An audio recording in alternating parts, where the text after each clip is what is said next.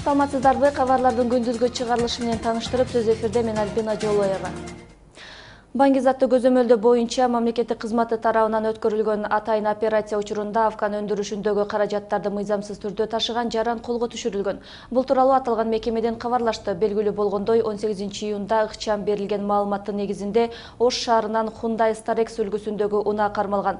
Аталган унаанын айдоочусу 50 жаштагы мурда ички иштер органында иштегендиги жана кызматынан белгилүү себептер менен бошотулганы аныкталган. Азыркы учурда Баңгизатты ташуу боюнча уюшкан кылмыштуу топтун мүчөсү жана Баңгизатты көзөмөлдөө боюнча мамлекеттик кызматтын каттоосунда турган жаран колго түшүрүлдү. Кармалган унааны тинтүү учурунда башкаруу панелинин астында атайын жашырылган жайдан 9 килограмм 72 грамм салмактагы 15 куту героин Баңгизатта алынган. Аталган факт боюнча кылмыш иши козголгон. Учурда уюшкан кылмыштуу топтун башка мүчөлөрүн кармоо боюнча ыкчам иликтөө иштери улантылып жатат. Милиция кызматкерлери изи суу электе тоноого шектүүделген жаранды кармады. 52 жаштагы кишинин телефонун тартып алган деп шектелген. Нарын облусунун 30 жаштагы тургуну кармалганын Ички иштер министринин маалымат кызматы билдирди.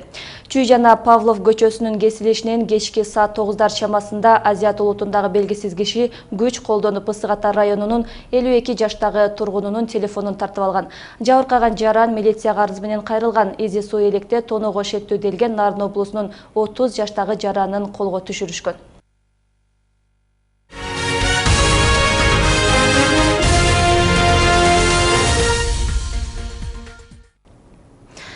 Электр станциялары акционердик коомунун маалыматы боюнча өлкөнүн эң башкы суу сактагычы суунун көлөмү 9,3 миллиард куб метрди түздү. Бул өткөн жылга салыштырмалуу 8,6% аз. Өткөн жылы ушул күнү суу сактагычта 10 миллиарддан ашуун куб метр суу бар болгон. Бүгүнкү күнү Токтогул суу сактагычына агып келген суунун көлөмү секундасына 834 куб метрди. Андан агып чыккан суунун көлөмү 222 куб метрди түздү.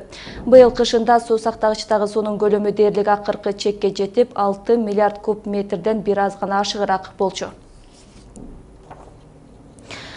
ВИЧ-СПИД илдетине чалдыккан балдарга дартын айтуу кыйынга турда. Ооруган балдардын 90%дан ашыгы өздөрүнүн оорусун билишпейт. Дарыгерлер өткөл куракка жетип калгандардан дартын жашыруу кооптуу экенин белгилешип, аларга айтыш керек дешет. ВИЧ-СПИД менен ооруганын айтуу оор болгондуктан психологдор же болбосо ата-энеси аркылуу билдирүү натыйжалуу. Темага кененирээк кабарчыбыз Назгүл Ахунова токтолот. Статистика боюнча Кыргызстанда ВИЧ-СПИД илдети менен катталган 5000ден ашуун жаран бар. Анын 10%-ын өспүрүм курактагылар түзөт. Ош облусунда 1000ден ашуун жаран аталган илдет менен жабыркаса, 20% балдар. Бирок алардын басымдуусу, тагыраагы 90%дан ашыгы оорусунун статусун билишпейт. Кодулоо, дискриминация, стигматизация бизде күчтүү болгон. Туура эмес эгерде информация ала турган болсо, бул баланын психикасы өзгөрүлүшү мүмкүн да. Эми бул көйгөй, чоң көйгөй, себеп дегенде психикасы оң тарапка өзгөрүлүшү мүмкүн. Туура эмес терс тарапка өзгөрүлүшү мүмкүн. Терс тарапка кете турган болсо, анда биз деген коомго коркунучту тууза турган бир группаны да алышыбыз мүмкүн да. Облустук СПИДке каршы күрөшүү борборунда катталгандардын 4-өзү гана оорусунан кабары бар. Калганы коомчулуктун кодулоосунан чочулап, баласынан сыр катышат. Мынтип уулунан оорусун жашырган энелердин катарына өзүн таанышкысы келбеген бул аял да кирет. Уулу 9га чыгып калганы менен туура эмес түшүнүп, элден үркүп калабы деп чочулайт. Күчтүү болушун керек деп дары-дармектерди берем, бирок bunday оору экенин билбейт. Азыр мектеп жашыга жетип барып калып, бурун кичине мезгилде иче берет деле. Мектепке баргандан кийин уже суроолорду беришти баштады. Бала чоңоюп атат. Эми балага 14 жашында, 15 жашында статусун ачыш керек, айтыш керек. Шундай мезгилде шундай болуп жуктургансың деген бир күн айтышым бар деген оюм бар. Бирок айтып түшүндүрөм да бала үчүн. Өкмөттүк эмес уюмдардын өкүлдөрүнүн айтымында айрым ата-энелер балдарына угузмак турсун дарыгерге көрсөтпөй койгон учурлары да бар. Баланын ден соолугу дарыга муктаж болсо да, коомчулуктун жана баласынын билип калышынан коркуп дарылатышпайт. Бирок өткөл куракка жетип калган баладан оорусун жашыруу кооптуу. 13 лет, уже подростковый балдар интим хотят. Они сейчас интернет, везде, это везде сейчас. Презерватив-то билет булар, бурун билбеген адамдар болгон турабы. Азыр данный момент билет да ушуларды. эми азыр основной психологический поддержка кылып балдарды статусун айтыш керек. Шунга жардам болсо психологлар көбүрөөк иштеш керек да азыр. Балдар менен статустун айтыш. 14 жашкача статусту айтып битиш керек. Азыркы тапта ВИЧ-СПИД менен катталган балдардын эң алдыңкылары 12-13 жашка чыгып калышкан. Аларды кандай кылып коомго кошуу жана оорусунун статусун ачыктоо биринчи көйгөйлүү маселе болуп турат. Аны жеткирүү оор болгондуктан адистер же болбосо ата-энеси аркылуу гана билдирүү керек дешет. Азыр бул жаатта аракеттер жүргүзүлүп жатат. Бүгүндө алар үчүн Курчак театры жомок сахналаштырып, балдардын көңүлү көтөрүүгө жана коомго кошууга аракет жасады. По борьбе со СПИДом, туберкулезом и малярией. И я бы хотела выразить отдельную благодарность. Иш-чара СПИДке жана туберкулезга каршы күрөшүү фонду тарабынан уюштурулду. Ош областындагы 150 бала келишти. Албетте аларга ыраазычылык билдиребиз. Каражат жагынан жардам беришти. ВИЧ азыркы тапта өлүмгө алып келе турган эмес, жөнөкөй инфекциялуу өнөкөт оорусу эсептелинет. Ошондуктан баары билиши керек. Эртең балдар оорусунун статусун билгенден кийин коомчулук туура түшүнүшү абзел. Обычное инфекционное хроническое заболевание. И об этом должны знать все. Облустук СПИДке каршы күрөшүү борборунун маалыматы боюнча аймакта 2007-2008 жылдары балдар арасында орну жуктуруу учуру көп катталган.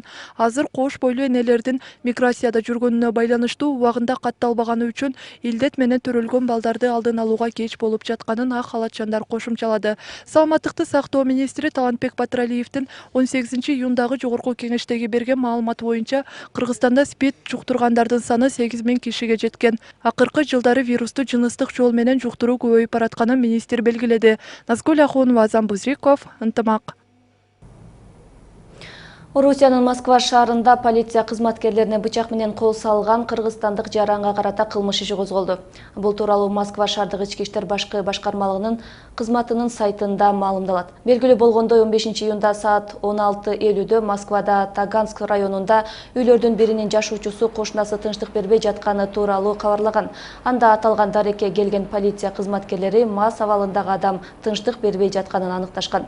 Ал полиция кызматкерлеринин документ көрсөтүү талабын аткарбай, тескерисинче колундагы бычак менен аларга кол салууга аракет жасаган. Иликтөө иштеринин жүрүшүндө кол салууга аракеттенген адам Кыргызстандын 36 жаштагы иштеген жери жок жараны экени аныкталган. Азыркы тапта ага карата кылмыш иши козголгон, иликтөө иштери жүрүп жатат.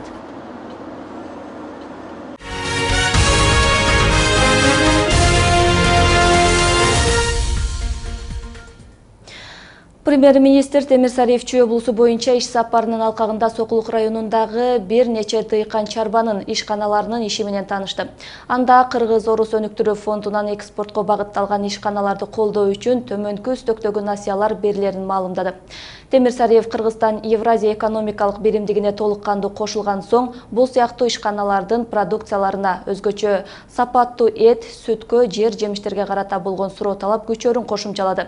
Сарыев айыл чарба жана мелиорация министрлигине жана Айыл банкка акыркы үлгүдөгү айыл чарба техникасын сатып алуу боюнча ишти күчөтүп, бул жаатта атайын долбоорлорду иштеп чыгууну тапшырды.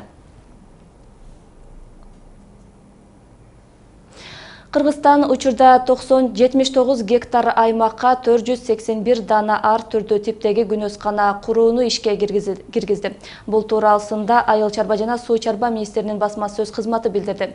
Жакын арада ар түрдүү типтеги дагы 167 күнөскана курулуу пландалууда. Негизинен күнөсканаларда помидор, бадыраң, жашылча жана алардын көчөттөрү өстүрүп жатат деп билдирди маалымат кызматы. Айыл жана суу чарба министрлиги күнөсканаларды өнүктүрүүнү айыл чарбачылыгындагы башкы багыттардын бири катары кабыл алып, аны жайылтууну пландап жатат. Бул сиздерге жеткирип үлгүргөн акыркы кабарлар болду. Ушул жана башка маалыматтар биздин сайтта да жайгаштырылат. Ал үчүн Ынтымак Чекит KG сайтына чакырам.